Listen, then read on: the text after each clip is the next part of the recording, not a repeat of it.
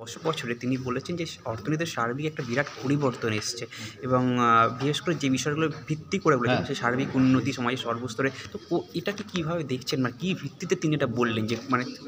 না দেখুন, মানে ওনারা আমি যতদূর এক্স্যাক্ট নাম্বারটা বলবো, 32টা স্কিম ওনারা চালু করেছেন আসার পরে।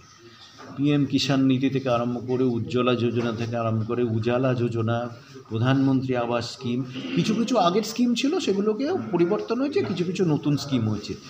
এগুলোই তো হচ্ছে ওনাদের যেগুলো প্রধান স্কিম, যেগুলো কিন্তু যুব সমাজ, মহিলা বা পিছিয়ে পড়া যাওয়ার অংশ, কৃষিক্ষেত্র, যেটা 4টে ওনারা বারবার মেনশন করছেন। এই 4টের জন্যই তো স্কিমগুলো তৈরি, এই 4টে নিয়েই তো কথা বললেন ওনারা, এবং এটাই ওনাদের মূল বক্তব্য। সুতরাং সেদিক থেকে তো বলতেই পারি যে আমরা এইটার উপরই কথা বলছি। তিনি সমাজের সর্বস্তরের উন্নতির কথা তিনি বলেছেন, বিশেষ করে যুব, মহিলা, কৃষক। তো এই যে পাশাপাশি শিক্ষা স্বাস্থ্যের উপর একটা আলাদা গুরুত্ব দিয়েছেন। তো এই যে নারী ক্ষমতায়ন, যে এই বিষয়টাকে কীভাবে, বিশেষ করে যে লক্ষ্যপতি দিদি যে স্কিমটা বললেন সেটা কীভাবে দেখছেন আপনারা? মানে এটা খুব গুরুত্বপূর্ণ, কারণ আমি খালি একটা ভাতা দিয়ে কিন্তু মহিলাদের ক্ষমতায়ন করতে পারবো না। মহিলাদের ক্ষমতায়ন করতে গেলে আমাকে যেটা করতে হবে, তাদের হাতে একটা মানে কিছু তৈরি করার ক্ষমতা, কিছু সাস্টেন করার ক্ষমতা, অর্থাৎ আমি এককালীন না, আমি চালিয়ে যেতে পারবো। স্বনিযুক্তিতে এটা খুব দরকার। এগুলো স্বনিযুক্তির প্রকল্প কিন্তু মহিলাদের দ্বারাই পরিচালিত। সুতরাং এই জায়গাটা বারবার জোর দিচ্ছেন, আমি মনে করি এটা খুব সঠিক জোর। কতটা রূপায়িত হবে সেটা তো ভবিষ্যতই বলবে, কিন্তু কথাটা ঠিক যে ক্ষমতায়নটা ওইভাবে আসতে হবে। তিনি একদিকে দাবি করা হচ্ছে যে আমরা 25 কোটি লোককে দারিদ্র্যসীমার উপরে নিয়ে গেছি, আবার অন্যদিকে বলা হচ্ছে আমরা 80 কোটি লোককে ফ্রিতে রেশন দিচ্ছি। এটা কি একটা কন্ট্রাডিক্টরি হয়ে যাচ্ছে না?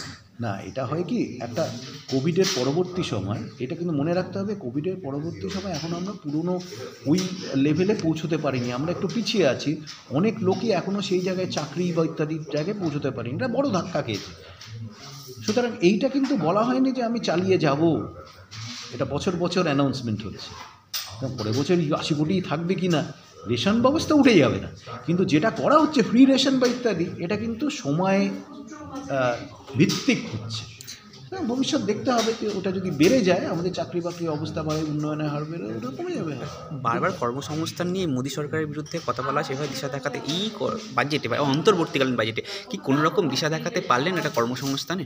অন্তর্বর্তী বাজেটে দিশা দেখানো সম্ভব নয়, কারণ সম্ভব হতে পারতো, আমি অনেক কিছু অ্যানাউন্স করতে পারতাম, করেননি। এটা মানুষের কিন্তু আস্থার জায়গাটা একটু বাড়বে যে ফাঁকা বলি দেননি, এটা ভালো কথা।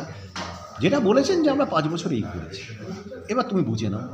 এবং সেখানে কর্মসংস্থানের আরও স্কোপ আছে, এবং স্কোপটা পরিষ্কার স্বনিযুক্তি দিয়ে হবে, স্টার্ট আপ দিয়ে হোক বা সেলফ হেল্প গ্রুপ দিয়ে হোক, ছোট ছোট নিজেদের কর্মসংস্থানের ব্যবস্থা নিজেরা করুক, আমরা সাহায্য করি, পরিকাঠামো দিয়ে হোক, টাকা দিয়ে হোক, এইটাই ওনার বলবার। যেটা বলেছেন যে ট্যাক্স ছাড় তিনি দিলেন না, কিন্তু আমরা যদি বলি এটা অন্তর্বর্তীকালীন বড় কোনো ঘোষণার জায়গাতেও নেই।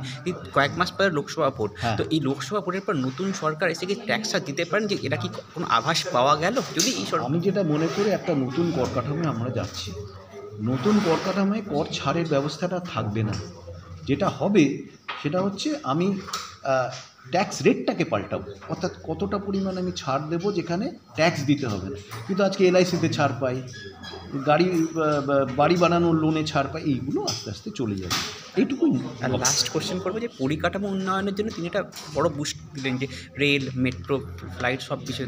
তো এই বিষয়টাকে আপনারা বণিক সভা কীভাবে দেখছেন, যে পরিকাঠামো উন্নয়নের যে জোরটা তিনি বারবার দিচ্ছেন? তো এই ভীষণ জরুরি।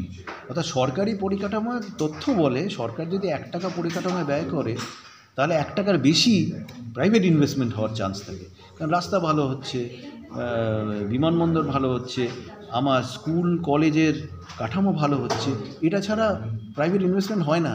অর্থাৎ প্রাইভেট ইনভেস্টমেন্ট তো ওনারা যেটা বলছেন, আমি জিওগ্রাফিক্যাল ইকুয়ালিটি, আমি ভৌগোলিক একটা সমতা আনবো, তাহলে ভৌগোলিক সমতাকে এমন সব জায়গাগুলো তৈরি করতে হবে যেগুলো তো পিছিয়ে পড়া অঞ্চল, তো সেখানে পরিকাঠামো না হলে কেন যাবে?